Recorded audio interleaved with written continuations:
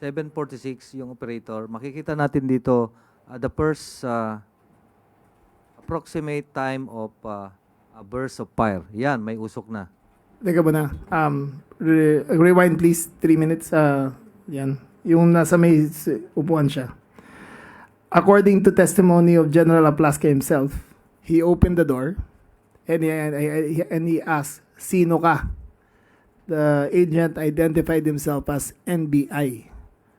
Shortly thereafter, he fired 3 shots into the, not exactly to the direction, but 3 shots towards the to the vicinity of the NBI agent. And you can see the muzzle fire, the blast. Pakita mo, General. Rewind, please, rewind. 10 seconds. Yan. 1, 2, 3. 3 firearms. 4. Yan. Papatok sila. And nag-withdraw. The NBI agent withdrew behind the air conditioning duct units. And because he was being fired upon, he discharged a cover fire.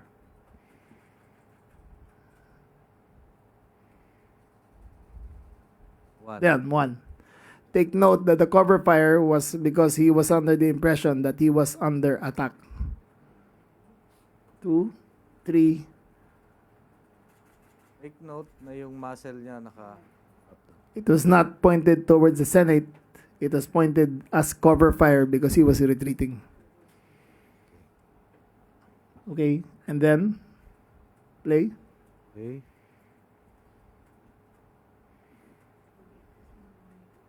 Okay, next CCTV. So, the next CCTV, at this point, the officer in charge instructed the agents, do not engage. So, they retreated. He was waiting for them. There was that's not a gunfire. Okay? He was waiting. The instructions were, do not engage.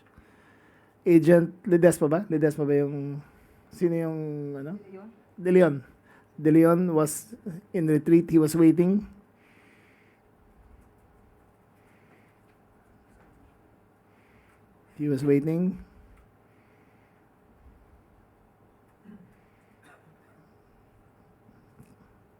Forward a little. Forward. There. Then that was after the exchange. That was after the cover fire.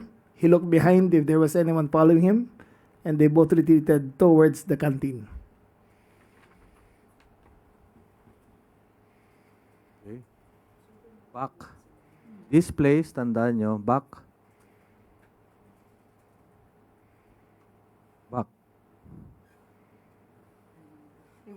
Rewind. Dun sa former slide, not that one. Former slide. Sige, play mo yan. Ito yung makikita natin. That CCTV video is placed, the area is beyond this place. Okay, next.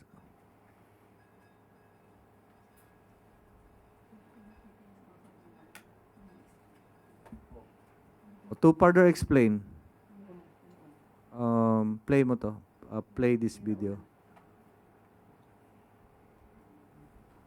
Nakurap na. Conspiracy na to. Hey.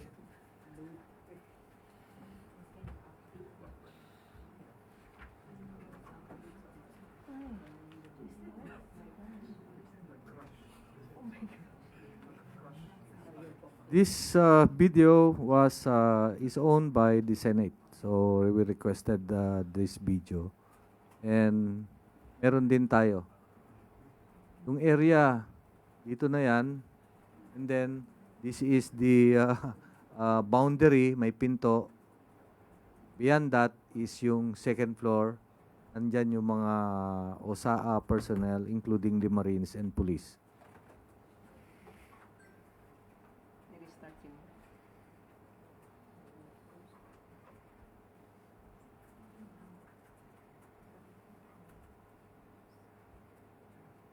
before that, one slide before that. Sige. Okay. Op. Take note, nakababa yung baril niya. Muzzle down. This is an NBA agent when he was being accosted and or being challenged by General the Plaska. General Aplaska. Okay, next slide.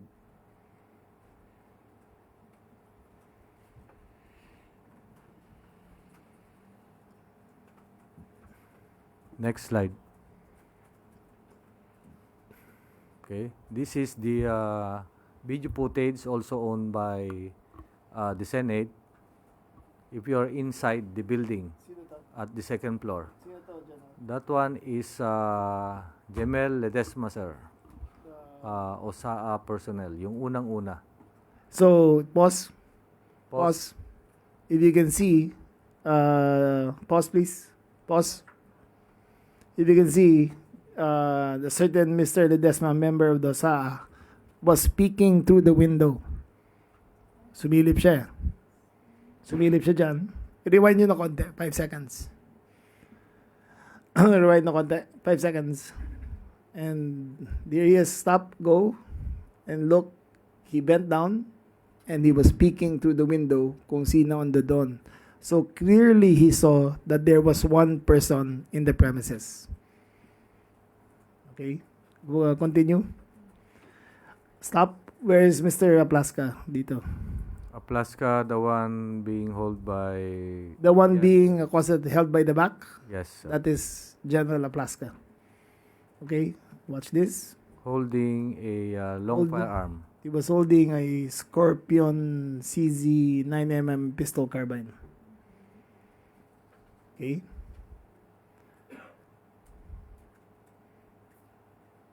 Further, go. He opened the door. Opened the door. Asked. At that point, I think he was asking. And at that point, the NBI agent was retreating. At there, stop. You could see that suddenly the reactions of the Marines were in ready position. We assumed that this was the first time shots were fired by General Plaska. Continue. They closed the door. Continue.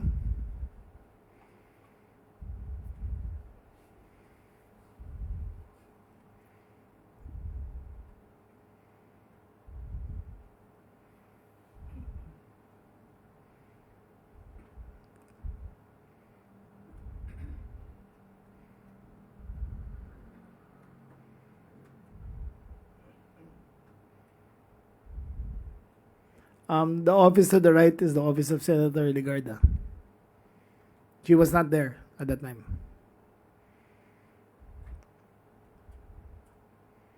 In a few seconds, mamamatay ang ilaw. There.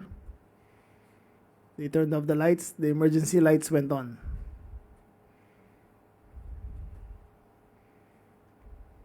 There.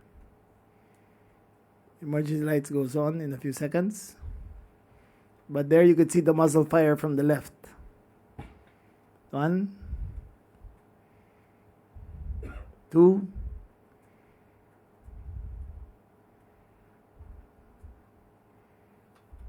go play.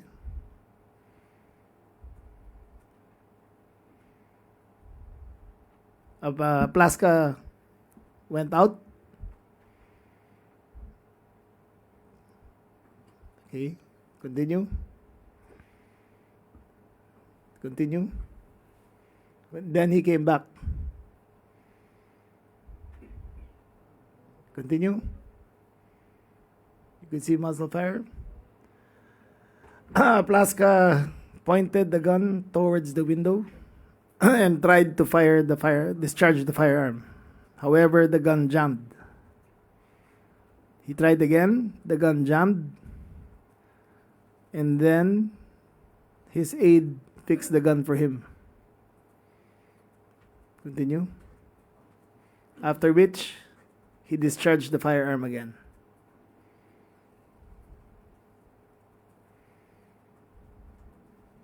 Mind you, there was nobody there. There was no shots being fired at them. Okay? After the last fire, this one of the 40 caliber, sinong agent ba to? One last fire? Montilla. Montilla, sir. Okay, they retreated.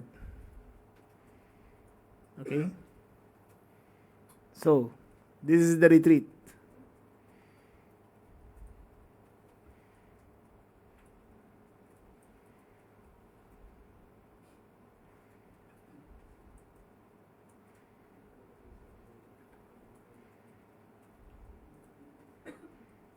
Two minutes and 20 seconds. 2 minutes 30. 3 minutes 20. Okay, from all available video footage, from the time the door was opened and the first shots were fired until the last shot was fired, it took all of 3 minutes and 20 seconds. So you can see them here in retreat. The Marines are still holding steady in formation. Ito yung before. Entry pa to. Entry pa pala to. Entry pala to. Another footage. This is another footage. There, the press was held back, but they could see. Yung office ni Ligarde yata sa tabi, di ba? Yeah. Office ba ni Ligarde sa tabi niya? Yung dulo eh. Or just around the corner. Okay? Saan ka nakakita ng may shootout sa bay? Ganyan. Okay? So, nung Retreat. nag-withdraw na sila, yan yung, Retreat, take note of the time. because the first shot was heard already.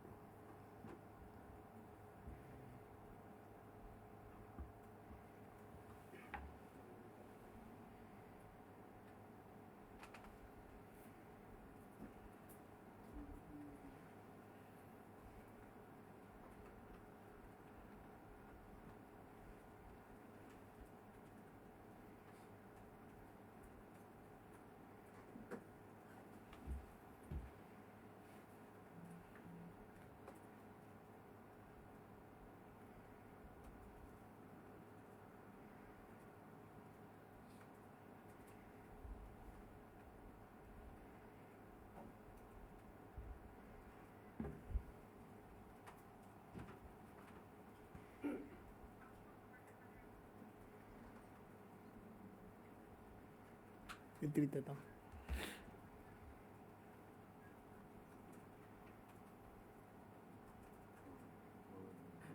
Forward, please. Forward. Next slide. Here is the picture of the NBI agents regrouping.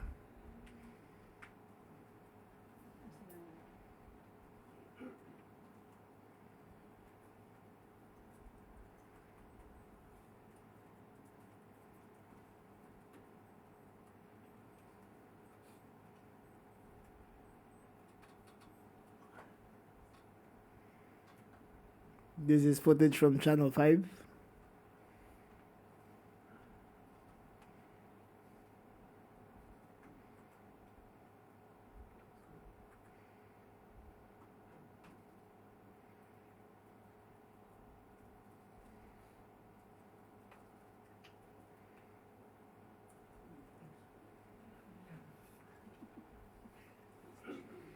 Okay, I arrived there approximately 8:35, after which I met with the senators and I gave instructions for the PNP to do mopping up operations, clearing operations in case we did not know the nature of the incident yet.